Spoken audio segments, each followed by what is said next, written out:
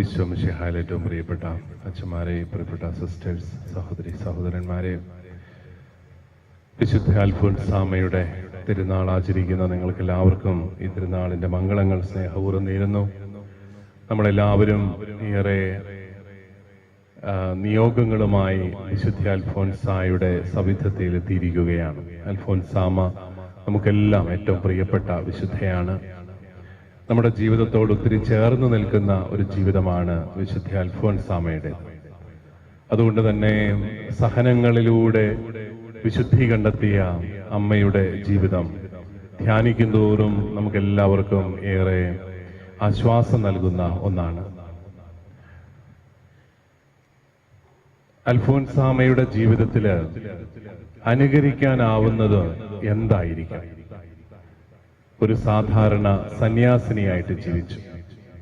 അതിലേറെ വലിയ ആവേശത്തോടെ സന്യാസം ജീവിച്ച വ്യക്തിയാണ് അൽഫോൻസാമ്മ.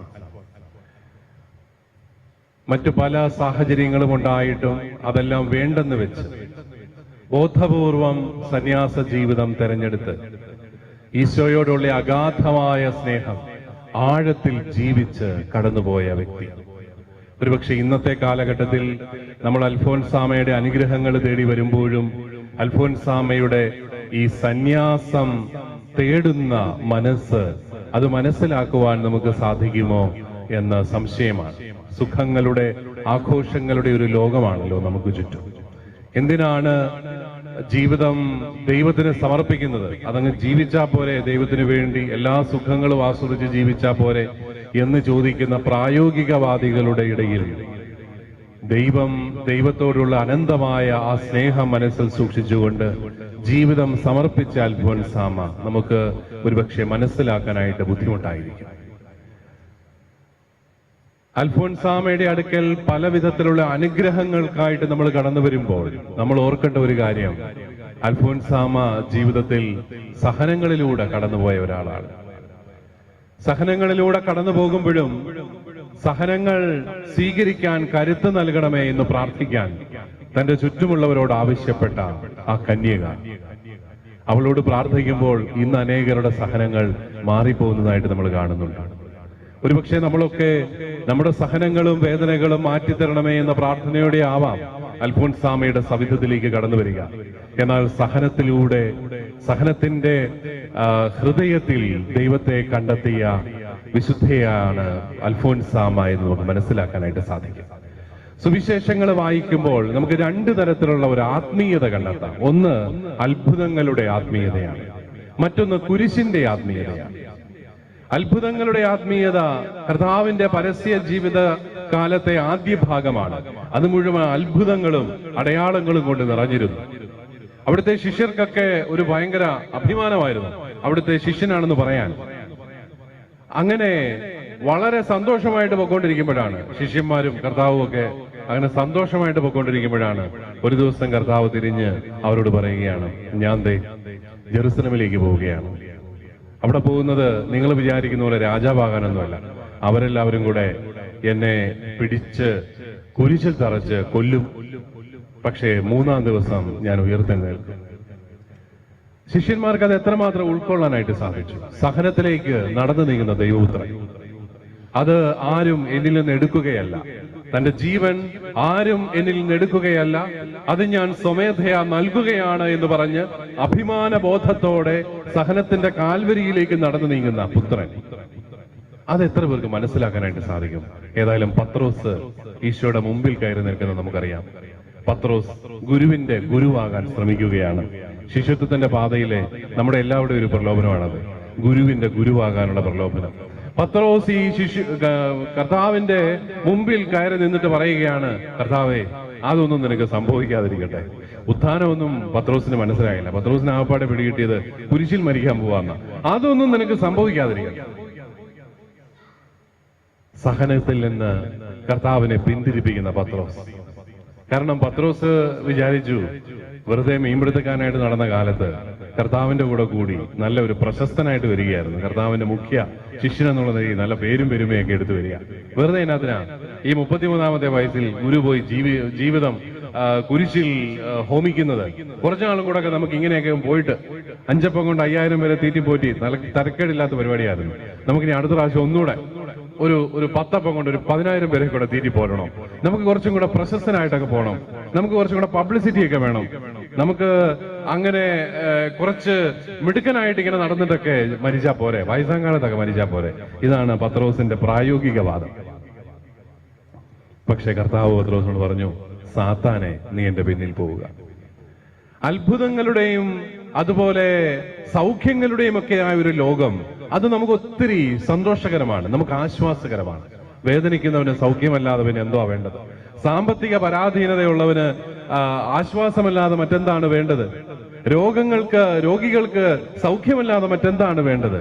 പ്രിയപ്പെട്ടവരെ, അതോടൊപ്പം ഈ സൗഖ്യവും ഈ അത്ഭുതങ്ങളും ഒക്കെ നടത്തുന്ന കർത്താവ് തന്നെ കുരിശിൽ മരിച്ച് നമ്മുടെ രക്ഷ സാധിച്ചു എന്നതുകൂടി നമ്മൾ ഓർക്കണം. അതാണ് കുരിശിന്റെ ആത്മീയത. അത്ഭുതങ്ങളുടെ ആത്മീയതയിൽ നിന്നു കഴിഞ്ഞാൽ, അവിടം കൊണ്ട് അവസാനിപ്പിച്ചാൽ, നമുക്ക് ഈ കുരിശിന്റെ ആത്മീയത മനസ്സിലാകാതെ പോകും. അൽഫോൻസാമ കുരിശിന്റെ ആത്മീയത തന്റെ ഹ്രസ്വമായ ജീവിതകാലത്ത് ജീവിച്ച് അതിലൂടെ ഈശോയുടെ തിരുമുഖം കണ്ട വ്യക്തിയാണ്. അതാണ് അൽഫോൻസാമയെ വ്യത്യസ്തയാക്കുന്നത്. അതാണ് വർഷങ്ങൾക്കിപ്പുറത്തും അൽഫോൻസാമയുടെ ജീവിതം ധ്യാനിക്കുമ്പോൾ നമുക്ക് കരുത്തും ഊർജവും ശക്തിയും ആശ്വാസവും എല്ലാം കിട്ടുന്നത്. കാരണം നമ്മളും ഏതാണ്ട് ഇതേ അനുഭവങ്ങളിലൂടെ കടന്നു പോകുന്നുണ്ട്. ആഗ്രഹിച്ചിട്ടും ഒത്തിരിയേറെ ആഗ്രഹിച്ചിട്ടും മാറാത്ത വ്യാധികളും, ആഗ്രഹിക്കാതെ ദൈവം തരുന്ന സഹനങ്ങളും, അതുപോലെ പ്രതീക്ഷിക്കാതെ വരുന്ന പരാജയങ്ങളും വേർപാടുകളും ഒക്കെയായിട്ട് നമ്മളും ജീവിതം മുന്നോട്ട് കൊണ്ടുപോകുമ്പോൾ ഈ അൽഫോൻസാമയുടെ കുരിശിന്റെ ആത്മീയത, സഹനത്തിന്റെ ആത്മീയത, അത് നമ്മളെ ശക്തിപ്പെടുത്തുകയാണ്. നമുക്കറിയാം, ഓരോ അത്ഭുതത്തിന് ശേഷവും കർത്താവ് ശിഷ്യരോട് പറയുന്നുണ്ട്, ഇത് നിങ്ങൾ ആരോടും പറയരുത്. കാരണം എന്നെ നിങ്ങൾ മനസ്സിലാക്കേണ്ടത് ഒരു അത്ഭുത പ്രവർത്തകനായിട്ട് മാത്രമല്ല, കുരിശിൽ നിങ്ങളുടെ ഓരോരുത്തരുടെയും ആത്മാവിന്റെ രക്ഷ സാധിച്ച രക്ഷകൻ എന്ന നിലയിലാണ് നിങ്ങൾ എന്നെ തിരിച്ചറിയുന്നത്. അതുകൊണ്ടാണ് വചനവ്യാഖ്യാതാക്കൾ പറയുന്നത് സുവിശേഷത്തിലെ ഏറ്റവും ഉദാത്തമായ വിശ്വാസ പ്രഘോഷണം എന്നത്. മർക്കോസിന്റെ സുവിശേഷം 15-ാമത്തെ അധ്യായത്തിൽ വിജാതീയനായ റോമാക്കാരനായ ശതാധിപൻ അവൻ മരിക്കുന്നത് കണ്ട് വിളിച്ചു പറഞ്ഞു, അവൻ സത്യമായും ദൈവത്തിന്റെ പുത്രനായിരുന്നു. ഒരാൾ മരിക്കുന്നത് കണ്ട് അയാളെ ദൈവമാണെന്ന് ഉദ്ഘോഷിക്കാൻ ആർക്ക് സാധിക്കും? അതും വിജാതീയനായ ഒരു മനുഷ്യൻ പരാജയപ്പെട്ട് കുരിശിന്റെ നെറുകയിൽ കിടക്കുന്ന ഒരു വ്യക്തിയെ നോക്കി പറയുകയാണ്, അവൻ സത്യമായും ദൈവത്തിന്റെ പുത്രനാണ്. പ്രിയപ്പെട്ടവരെ, ഇതാണ് നമ്മുടെ വിശ്വാസം. നമ്മുടെ ദൈവത്തെ വിജയങ്ങളിൽ നമുക്ക് കണ്ടെത്താനായിട്ട് സാധിക്കുമോ? നമ്മുടെ ദൈവത്തെ പടയോട്ടങ്ങളിലും വിജയങ്ങളിലും വെട്ടിപ്പിടിക്കലുകളിലും ഒക്കെ നമുക്ക് കണ്ടെത്താനായിട്ട് സാധിക്കുമോ? സംശയമാണ്. നമ്മുടെ ദൈവത്തെ നമുക്ക് കൂടുതൽ കണ്ടെത്താൻ സാധിക്കുക ജീവിതങ്ങളിലെ പരാജയങ്ങളിലും നഷ്ടങ്ങളിലും വേർപാടുകളിലും ഒക്കെയാണ്. അതുകൊണ്ടാണ് നമ്മൾ പലപ്പോഴും ധ്യാനിക്കുമ്പോൾ നമുക്ക് മനസ്സിലാവും, ജീവിതത്തിൽ നമ്മളെ വളർത്തിയിട്ടുള്ളത് നേട്ടങ്ങളല്ല, നഷ്ടങ്ങളാണ്, വേർപാടുകളാണ്. ഒരുപക്ഷെ പ്രിയപ്പെട്ടവരുടെ ഒരു വേർപാട്, അതിനെ വിശ്വാസത്തോടു കൂടി സ്വീകരിക്കാൻ സാധിക്കുമ്പോൾ നമ്മൾ അതിലും ഒരു പടി കൂടി നമ്മൾ വളരുകയാണ്. കർത്താവിന്റെ കുരിശിന്റെ ആത്മീയത, സുവിശേഷം നമ്മുടെ മുമ്പിൽ വയ്ക്കുന്ന ഈ സഹനത്തിലൂടെയുള്ള വിശുദ്ധീകരണത്തിന്റെ ആത്മീയത നമ്മൾ സ്വന്തമാക്കുകയാണ്. നമുക്ക് ക്രൈസ്തവരായിട്ട് ജീവിക്കുമ്പോൾ നമ്മുടെ അനന്യത ഈ കുരിശിന്റെ ആത്മീയതയാണെന്ന് തിരിച്ചറിയാൻ നമുക്ക് സാധിക്കണം.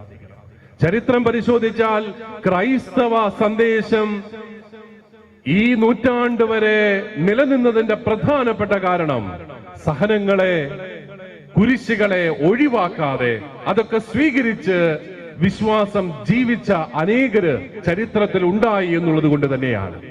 നമുക്കറിയാം, ആധുനിക കാലത്ത് ഏറ്റവും കൂടുതൽ ക്രൈസ്തവ പീഡനങ്ങൾ നടക്കുന്ന ഒരു കാലമാണിത്.